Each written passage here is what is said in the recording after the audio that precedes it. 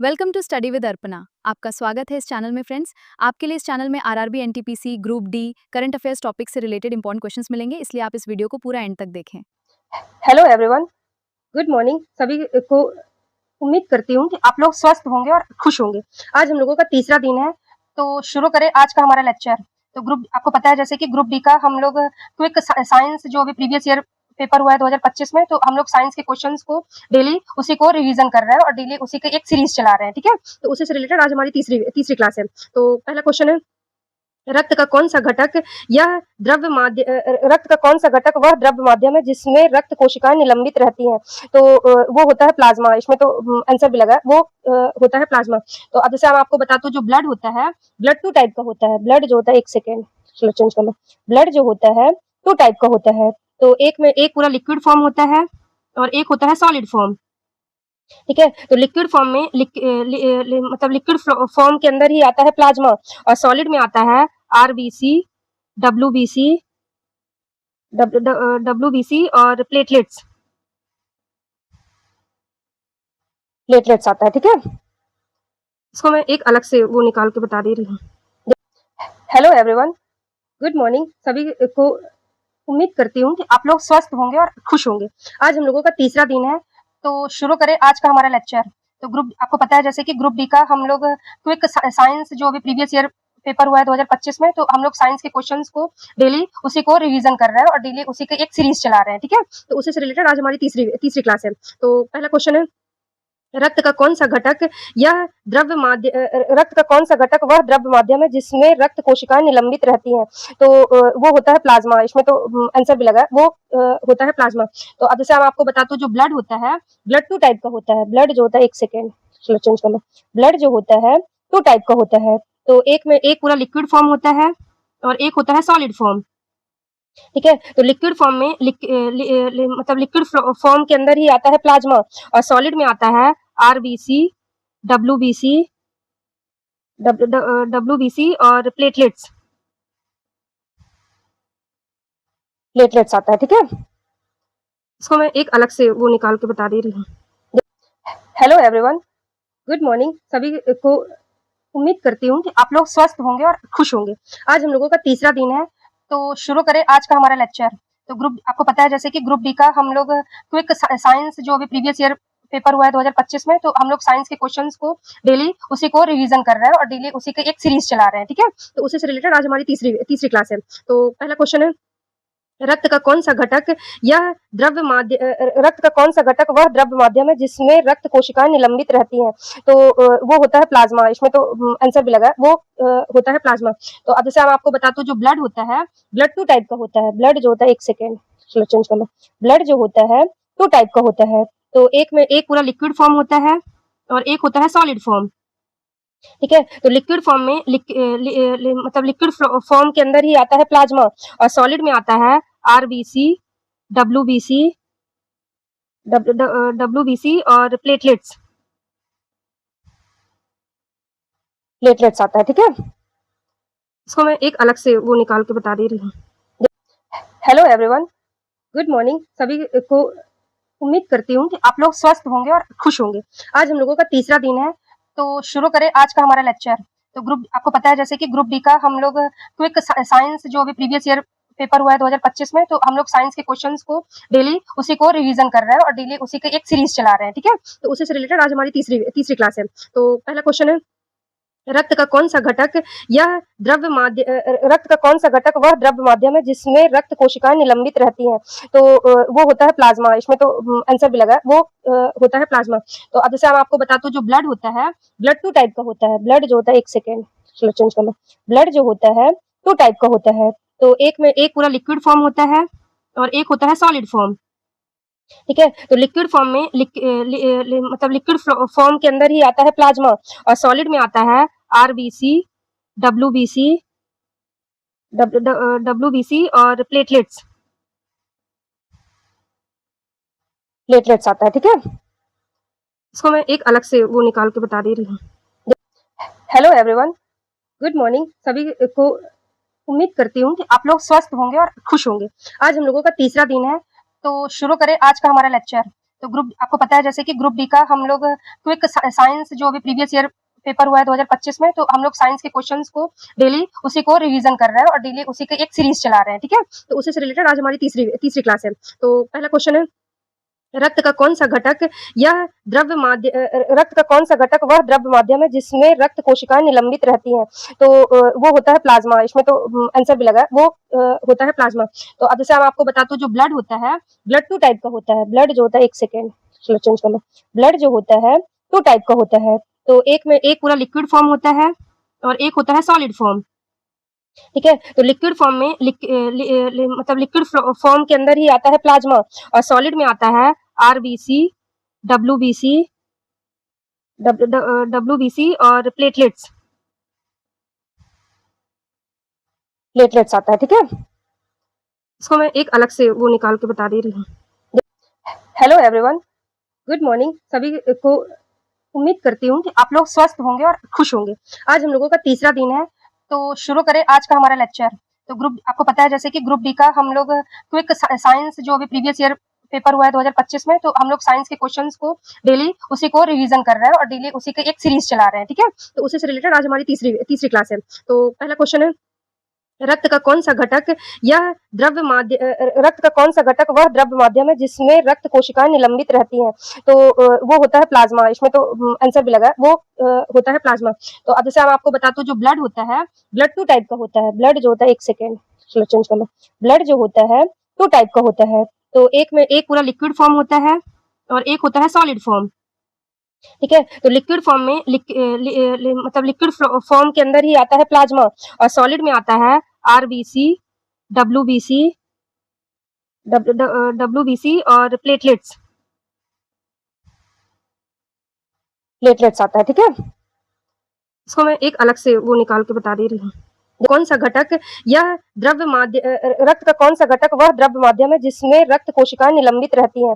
तो वो होता है प्लाज्मा। इसमें तो आंसर भी लगा है, वो होता है प्लाज्मा। तो अब जैसे मैं आपको बताता हूँ, जो ब्लड होता है, ब्लड 2 टाइप का होता है। ब्लड जो होता है, एक सेकेंड, चलो चेंज कर लो। ब्लड जो होता है 2 टाइप का होता है। तो एक में एक पूरा लिक्विड फॉर्म होता है और एक होता है सॉलिड फॉर्म, ठीक है। तो लिक्विड फॉर्म में मतलब लिक्विड फॉर्म के अंदर ही आता है प्लाज्मा, और सॉलिड में आता है आरबीसी, डब्ल्यूबीसी, डब्ल्यूबीसी और प्लेटलेट्स आता है, ठीक है। इसको मैं एक अलग से वो निकाल के बता दे रही हूँ। देखिए, तो मैं आपको बता रही हूँ कि जैसे हमारा ब्लड जो होता है, तो ब्लड हमारा 2 टाइप का होता है, ठीक है। ब्लड हमारा 2 टाइप का होता है। एक होता है लिक्विड, मतलब तरल अवस्था में। एक होता है सॉलिड, जो मतलब ठोस अवस्था में, मतलब ठोस में रहता है, ठीक है। तो सॉलिड में आता है, सॉलिड के अंतर्गत आता है प्लाज्मा। प्लाज्मा के अंदर होता है 92% इसमें वाटर होता है, पानी, और बाकी 8% इसमें होता है जो अदर चीजें हैं, जैसे विटामिन, प्रोटीन, एटसेट्रा, ठीक है। इसका कलर कौन सा होता है, ये भी क्वेश्चन है इंपॉर्टेंट। इसका कलर पूछता है। इसका कलर होता है पीला, येलो कलर का होता है, ठीक है। ये येलो कलर का होता है। अब आते हैं हम सॉलिड में, ठीक है। तो सॉलिड में, ये सॉलिड वाले में मैं आपको बता दूं कि सॉलिड में आरबीसी होता है, आरबीसी, डब्ल्यूबीसी और प्लेटलेट्स। और क्या होता है, प्लेटलेट्स होता है, ठीक है। और इसका इसका मतलब ये इसके जीवित रहने की दिन 120 दिन ये जीवित रहता है। ये 10 से 20 दिन रहता है, 10 से 20 दिन, और ये लगभग 1 वीक, ठीक है। इसका काम क्या इसको एनेथ्रोमाइसिन भी कहते हैं, एनेथ्रोमाइसिन भी कहते हैं, ठीक है। और ये रेड क्यों होता है, क्यों ये कलर रेड, रीजन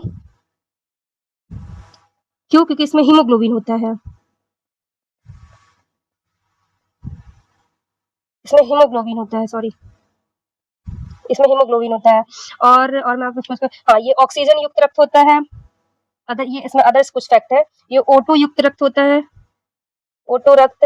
और इसमें क्या बोलते हैं, हाँ, इसमें जो प्रोटीन है, इसमें इसमें आयरन पाया जाता है, इसमें क्या पाया जाता है? इसमें आयरन पाया जाता है। और तो आरबीसी की कब्र किसे कहते हैं? क्वेश्चन है, आरबीसी की कब्र, आरबीसी की कब्र किसे कहते हैं? प्लीहा, प्लीहा को आरबीसी की कब्र कहते हैं। बाकी डब्ल्यूबीसी ये रोगों से लड़ने का काम, इसका काम है रोगों से लड़ना, इसका काम है रोगों से लड़ना। बाकी थर्मोप्लास्ट ये ब्लड क्लॉटिंग में, और जो प्लेटलेट्स है ये काम करता है ब्लड क्लॉटिंग में, क्लॉटिंग। बाकी आपको राइटिंग में थोड़ा सा दिक्कत हो, प्लीज इतना एडजस्ट करिएगा, क्योंकि थोड़ा सा भी प्रॉब्लम तो है ही। तो चलिए ठीक है, अगला क्वेश्चन है, अगला क्वेश्चन है, गर्भावस्था के दौरान अल्ट्रासोनोग्राफी का उपयोग किस लिए किया जाता है? मतलब जब कोई भी वुमन प्रेग्नेंट होती है तो अल्ट्रासाउंड किस लिए किया जाता है? शिशु का रक्त समूह ज्ञात करने के लिए, नई माँ का वजन मापने, नई माँ के हृदय गति, नई जन्म, जो मतलब बच्चा हमारे पेट के अंदर है तो उसकी अवस्था, उसकी चीजें, उसका वृद्धि, तो ये चीजें जानने के लिए हम उसको अल्ट्रासाउंड करवाते हैं। ठीक है, अगला क्वेश्चन है, मस्तिष्क का कौन सा भाग उच्च स्तरीय विचार प्रक्रिया तथा संवेदी सूचनाओं को जटिल व्याख्या के लिए मुख्य रूप से उत्तरदायी होता है? तो इसका आंसर होगा डी नंबर, मस्तिष्क का स्तंभ, द ब्रेनिस्ट। कौन सा भाग उच्च स्तरीय विचार? अग्र मस्तिष्क होगा, इसका आंसर होगा बी नंबर, अग्र मस्तिष्क। तो क्या हो गया, अग्र मस्तिष्क चल नहीं रहा था, सॉरी, प्रॉपर तो इसका आंसर होगा अग्र मस्तिष्क। ठीक है, जैसे जो ब्रेन होता है, ब्रेन जो होता है, क्या हो गया ऐसा, ब्रेन जो होता है उसमें 3 पार्ट होते हैं, जो ब्रेन होता है उसमें 3 पार्ट होते हैं। ठीक है, तो ये अग्र, इसको बोलते हैं अग्र, एक सेकेंड, क्या हो गया,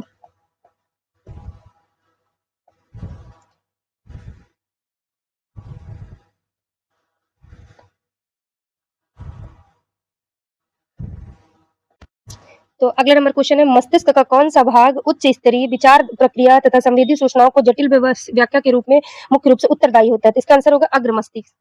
पता नहीं क्या हो जा रहा है, अग्र मस्तिष्क। ठीक है, तो जो हमारा ब्रेन होता है वो 3 टाइप का होता है, 1 2 3। ठीक है, तो इसका काम, फर्स्ट का काम क्या होता है, जितनी भी इसको हम बोलते हैं अग्र मस्तिष्क, ये मध्य मस्तिष्क और ये पश्चिम मस्तिष्क। ठीक है, इसका काम होता है जो भी मतलब हमारी देख रेख, देखना सुनना, इसका काम क्या होता है, देखना सुनना एटसेट्रा। ठीक है, और इसका काम क्या होता है, जो भी हमारे स्पर्श से रिलेटेड, मतलब संवेदी, तरह से बोले संवेदी, संवेदी स्पर्श वाली जो भी मूवमेंट होता है। और इसका काम क्या होता है, सोचना समझना, सोचना समझना। तो यही क्वेश्चन पूछ रहा है कि सोचने समझने के लिए मस्तिष्क का कौन सा भाग उत्तरदायी होता है? तो वो होगा अग्र मस्तिष्क। अगला क्वेश्चन है, ये इसमें ये लिखा है जैसे कंकाली, मतलब बाकी कुछ चीजें आप इसको रिकॉल कर लेना। ठीक है, अगला क्वेश्चन है, यदि कोई वस्तु समान चाल से गति कर रही है तो उसकी दूरी समय ग्राफ कैसा होगा? जो अगर कोई वस्तु समान गति से काम कर रही है तो उसकी जो दूरी का ग्राफ है वो कैसा बनेगा? तो उसका बनेगा ग्राफ साइन तरंग जैसा, नहीं ग्राफ नहीं बनाया जा सकता, नहीं ऐसा कुछ नहीं है, जिग जैग में ऐसा थोड़ी होगा, ऐसे ऐसे थोड़ी बनेगा, नहीं, ये इसका आंसर होगा सी नंबर, इसका आंसर होगा सी नंबर। एक ऐसा, ये हो गया समय, ये हो गया समय, ये हो गया वेग, और ये हो गया ये बल। अगला क्वेश्चन है, किसी पदार्थ को अपचयित रेड्यूस कहा जाता है जब वह ऑक्सीजन त्याग देता है, हाइड्रोजन ग्रहण कर लेता है, या फिर केवल ऑक्सीजन ग्रहण करता है, या केवल ऑक्सीजन त्यागता है? तो इसका आंसर होगा वह हाइड्रोजन त्यागता है, वो ऑक्सीजन ग्रहण करता है। अगला क्वेश्चन है, जब हाइड्रोक्लोरिक अम्ल की अभिक्रिया कैल्शियम कार्बोनेट के साथ होती है तब कौन सी गैस निकलती है? इसका आंसर कार्बन डाइऑक्साइड हो गई। बाकी ये वो लिखा है, ये कैल्शियम कार्बोनेट है, ये सॉरी ये हाइड्रोक्लोरिक है, ये कैल्शियम कार्बोनेट के साथ ये कैल्शियम क्लोराइड बना, ये जल बना, ये CO2 निकल रही है। कौन सी गैस निकल रही है? क्या बोलते हैं, कार्बन डाइऑक्साइड निकल रही है। अगला क्वेश्चन है, प्राकृतिक संसाधनों में मछलियां प्राप्त करने की विधि को क्या कहा जाता है? प्राकृतिक तरीके से मतलब क्वेश्चन यहाँ टाइपिंग मिस्टेक है, ये क्या होगा, प्राकृतिक संसाधन मतलब प्राकृतिक तरीके से जब मछलियों का पालन करते हैं तो उसे हम क्या कहते हैं? तो उसे हम कहते हैं पीसी कल्चर। क्या कहते हैं, ये मछलियों का पालन किसके अंतर्गत आता तो पीसी कल्चर के अंतर्गत। तो ये इसका हो पकड़ना मत्स्य पालन। ठीक है। अब जैसे मिश्रित मिश्रित मछली जिसमें मिश्रित इसको किसे कहते हैं, मतलब मिश्रित मत्स्य पालन। मिश्रित मत्स्य पालन के अंतर्गत इसमें अलग अलग प्रकार की मछली है, जैसे अलग अलग प्रकार की मछली, अलग अलग प्रकार की मछली। और इसमें जहां मछली ना हो, जहां मतलब अपने से, एक तरह से अपने से तालाब, जहां मछली न हो वहां बनाना, वहां निर्माण करवाना, मतलब अपने से तालाब बनाना, फिर वहां मछली डलवाना, तो वो है कृषि आधारित मत्स्य पालन। और अलग अलग प्रकार की मछलियां अलग वो होता है मतलब मिश्रित मत्स्य पालन। बाकी मछली पालन को पालन पीसी कल्चर कहलाता है। ठीक है। अगला क्वेश्चन है 8वां, क्वेश्चन नंबर 8। किसी पदार्थ को अपचयित रेड्यूस कहा जाता है। इसका आंसर होगा फू। शायद ये क्वेश्चन दोबारा से रिपीटेड हो गया है, मैंने ये पीछे पढ़ा है, इसका क्वेश्चन रिपीटेड होगा, सॉरी उसके लिए। अगला क्वेश्चन है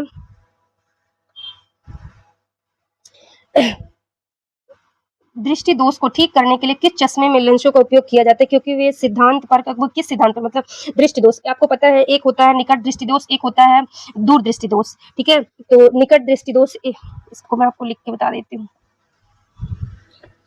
एक होता है निकट दृष्टि दोष, निकट दृष्टि दोष, एक होता है दूर दृष्टि दोष। दूर, बस इसका नाम निकट है, तो निकट दृष्टि दोष में निकट की चीजें दिखेंगी, मतलब इसमें पास की चीजें दिखेंगी, पास की वस्तु दिखेगी, दूर की नहीं, दूर की नहीं। और इसमें ऐसे इस वाले में दूर दृष्टि दोष में दूर की चीजें दिखेंगी, दूर की वस्तु दिखेगी।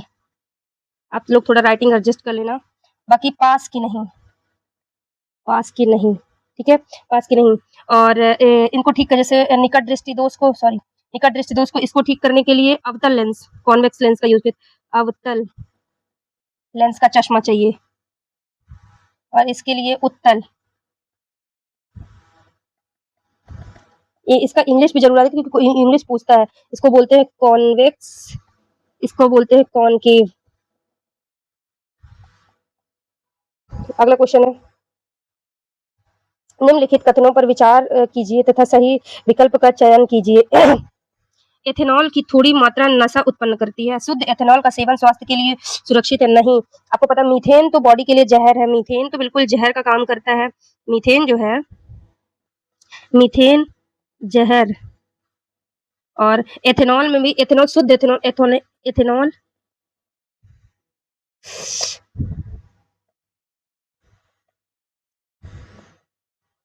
एथेनॉल भी शुद्ध एथेनॉल नहीं, शुद्ध नहीं। तो इसका आंसर क्या होगा, ए नंबर।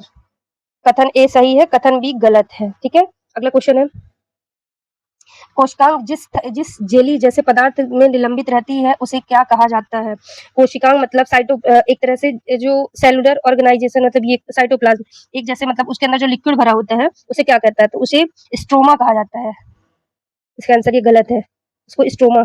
कोशिकांग जिस जेली जैसे पदार्थ में निलंबित रहते है उसे क्या कहते हैं, उसे स्ट्रोमा कहते हैं, कोशिका द्रव्य नहीं कहते। कोशिका द्रव अलग चीज है। कोशिका द्रव एक जेल जैसा, जो जो मतलब वो लिक्विड होता है तो उसको क्या बोलते हैं, तो वो कोशिका द्रव होगा। वरन तो ये बोलता है कि जिस थैली के अंदर रहता है, जो पूरा उसके उस स्ट्रक्चर को ही क्या कहते हैं, उसे स्ट्रोमा कहते हैं। अगला क्वेश्चन है निम्नलिखित में से कौन सा सीधी श्रृंखला वाला संतृप्त हाइड्रोजन है। इसका सिंपल सा आंसर तो बहुत इजी है, ए नंबर ब्यूटेन। आपको पता है बाकी बेंजीन ये ऐसे ऐसे ऐसे ऐसे ऐसे, ये बेंजीन है, ये बेंजीन है, ये इधर हाइड्रोजन बनेंगे, इधर इधर इधर इधर इधर हाइड्रोजन ऐड होंगे, H H H H H H, बस ये बेंजीन बन गया, सॉरी मतलब बेंजीन बन गया। अगला क्वेश्चन है कौन सा गुण सबसे अच्छी तरह स्पष्ट करता है कि ठोसों का आकार और आयतन निश्चित क्यों होता है। कण एक निश्चित, मतलब ये तो बहुत छोटी सी चीज है। ठोस द्रव गैस, ठोस एक होता है ठोस, एक होता है ठोस, एक होता है द्रव, एक होता है गैस। ठोस द्रव गैस, पार्टिकल, बहुत पार्टिकल सटे, इसमें जो पार्टिकल्स हैं वो बहुत पास पास, सटे हुए, इसमें पास पास, बहुत दूर।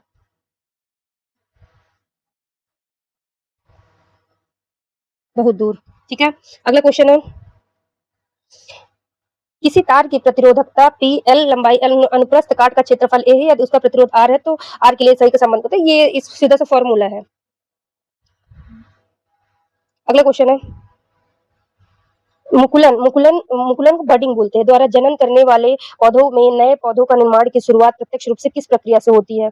तो इसका आंसर है डी, किसी विशिष्ट स्थान पर आपने आपने पढ़ा होगा, जैसे red plus pink plus white rose, इसका एग्जाम्पल है। क्यों? क्योंकि पेड़ को कहीं बीच से काट देंगे, ठीक है, और उस बीच से जो दूसरा वाला पेड़ होगा उसको लगा देंगे, और मतलब बाहर से गोबर ओबर ऐसा करके जो गोबर होता है और कुछ कुछ ऐसी चीजें उसको उसी चीज से बांध देंगे, फिर किसी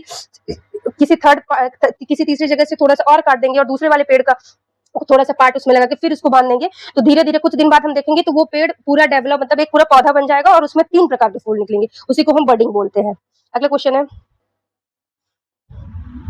ये न्यूटन की गति के तृतीय नियम के संबंध में, मतलब आप न्यूटन का आपको पता है, न्यूटन के 3 लॉ है। एक एक पहला न्यूटन के 3 लॉ है, 3 लॉ है।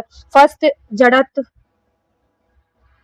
दूसरा F बराबर capital G m1 m2 upon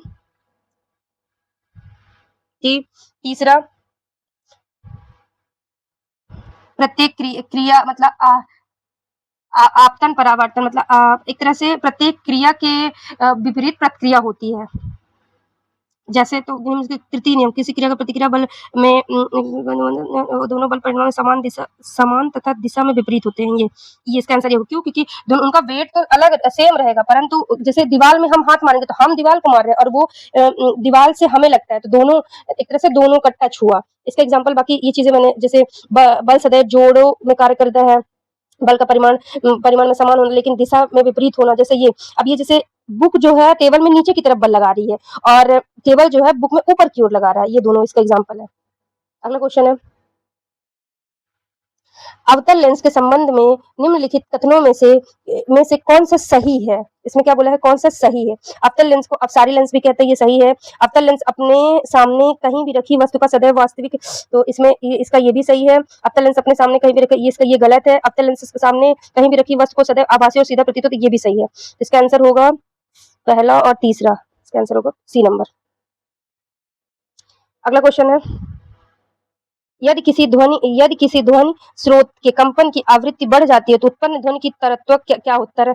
आयाम कम हो जाएगा, तारत्व कम हो जाएगा, तीव्रता अधिक हो जाएगी, तारत्व अधिक हो जाएगी। यदि किसी ध्वनि स्रोत के कंपन की आवृत्ति बढ़ जाती है तो उसकी जो तीव्रता भी है वो भी बढ़ जाती है, उसकी जो तीव्रता है वो भी बढ़ जाती है।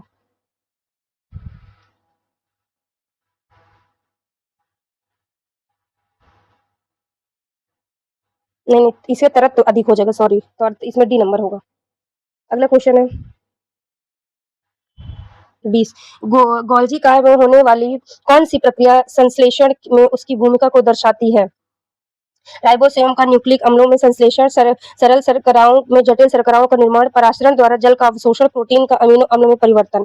तो प्रोटीन का अमीनो अम्ल में परिवर्तन, इसका आंसर क्या होगा? पराशरण द्वारा जल में अवशोषण। तो ये मतलब ये बोल रहा है कि हमारे अंदर जो बॉडी के अंदर जो गोल्जी का है वो किस तरह का पराशरण, आपने सुना है पराशरण होता है, पराशरण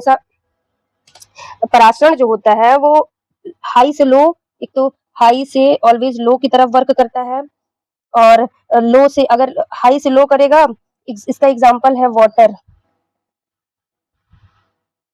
तो कोई भी जैसे बीज है, बीज फूल जाएगा। दूसरा है लो से हाई, तो कोई भी चीज सिकुड़ जाएगा, कुछ नहीं परिवर्तन, हाई से हाई ही रहेगा, तो नो चेंज। अगला क्वेश्चन है, दाएं हाथ के अंगूठे के नियम के अनुसार यदि दाएं हाथ की मुट्ठी हुई उंगलियां, मतलब मुड़ी हुई उंगलियां चुंबकीय क्षेत्र की दिशा बताती हैं तो अंगूठा किस भौतिक राशि की दिशा को दर्शाता है? चालक में प्रेरित धारा, चालक पर लगाया गया विद्युत क्षेत्र, चालक में प्रवाहित धारा, तो चालक पर लगने वाला बल, तो इसका आंसर क्या होगा? दाएं हाथ के अंगूठे के नियम के अनुसार यदि दाएं हाथ की उंगलियां चुंबकीय क्षेत्र की दिशा को बताती है तो अंगूठा चालक पर लगने वाले बल को बताता है। इसका आंसर क्या होगा? ए नंबर होगा। अगला क्वेश्चन है, किसी वस्तु की स्थिति, आकृति तथा विन्यास के कारण उसमें निहित ऊर्जा को क्या कहते हैं? कोई भी चीज ऊपर रखी है तो जो ऊपर से और नीचे से फोर्स लग रहा है उसी को हम क्या कहते हैं, मतलब जैसे कोई चीज को जब उसकी जगह से हटाएंगे, ए को बी यहाँ पास लेगा, ये यहाँ गई तो यहाँ पास लगेगा गतिज, और अगर वो चीज वहीं की वहीं है तो वो होगी स्थितिज, तो इसका आंसर होगा स्थितिज ऊर्जा। अगला क्वेश्चन है, मनुष्य में श्वसन के दौरान वायु का सही मार्ग, आप जोर से सांस लीजिए। पहले आप नासिका मतलब नाक में, नस में छोटे-छोटे बाल होते हैं, वो जो हमारे अंदर जो मतलब हम सांस के थ्रू कुछ गंदी चीजें या फालतू में ऐसे धूल कण वगैरह तो वो हमारे अंदर मतलब एक तरह से श्वसन नली में नहीं जाने देते, ठीक है? तो पहले तो वो नाक में जाएंगे, फिर गले में जाएंगे, फिर फेफड़े में जाएंगे, फिर वायुकोष्ठी में जाएंगे। सिंपल सा है, ये तो आपको पता ही है। ये नाक है, फिर वो गले में जाएंगे, फिर फूड पाइप में थोड़ी फूड पाइप और अच्छा आप मुझे कमेंट, आपको एक चीज और बताओ, जैसे आपको पता है कि गले में ही फूड पाइप भी है और श्वसन पाइप भी है। तो एक जैसे एक होता है एपिग्लोटिस, उसको बोलते हैं एपिग्लोटिस। एपिग्लोटिस होता है जो हमारे फूड पाइप को और श्वसन नली को मतलब दोनों को अलग करता है। वो क्या कौन कौन करता है? उसको बोलते हैं एपिग्लोटिस। अगला क्वेश्चन है, धातुएं सामान्यतः उष्मा की अच्छी चालक होती है, उनमें इसका अपवाद अपवाद पूछा है। तो इसका अपवाद तो पारा होगा, क्यों? क्योंकि ये लिक्विड को मतलब ये एक ऐसी धातु है जो लिक्विड फॉर्म में पाई जाती है। इसका आंसर सीधा सा फैक्ट है। अगला क्वेश्चन है, मस्तिष्क का कौन सा भाग शरीर का संतुलन बनाए रखता है? ये क्वेश्चन हमने मतलब इसी से रिलेटेड हमने पढ़ा था। मैंने बताया था मस्तिष्क 3 प्रकार के होते हैं, ए, बी, ये सी, ठीक है? एक सेकंड कलर चेंज कर लेती हूँ। ये कर लेती हूँ, ठीक है? ए, बी, सी। तो ये सोचने समझने के लिए सेरेब्रम, इसमें जैसे ये देखिए सेरेब्रम सोचने समझने के लिए, सेरिबेलम होता है ये जो शरीर का संतुलन बनाए रखता है, और ये थैलेमस होता है संवेदना को, ये जो बीच वाला होता है मैं बताई थी ना 1 2 3, ये शरीर का संतुलन बनाए रखता है, ये संवेदन वाली चीजें रखता है, और ये तो मेडुला ओब्लंगेटा ये यहाँ पाया जाता है। तो पहला वाला जो हम सोचते विचारते समझते हैं वो पहला काम है उसका। दूसरा स्पर्श से रिलेटेड जितने भी काम है वो मिड वाला करेगा, और थर्ड वाला मतलब पश्च मस्तिष्क जिसको हम बोलते हैं वो हमारे शरीर का संतुलन बनाए रखेगा। प्लस जैसे सोना, आंख का झपकना, नींद आना, ये सब चीजें कौन कंट्रोल करता है? ये पश्च मस्तिष्क का काम होता है। इसका आंसर क्या होगा? Cerebrum.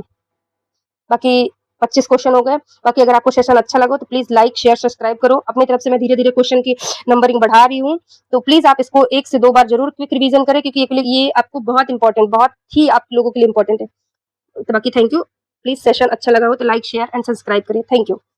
Welcome to Study with Arpana. Don't forget to like, share it with your friends, and subscribe to our channel. Press the bell icon for watching.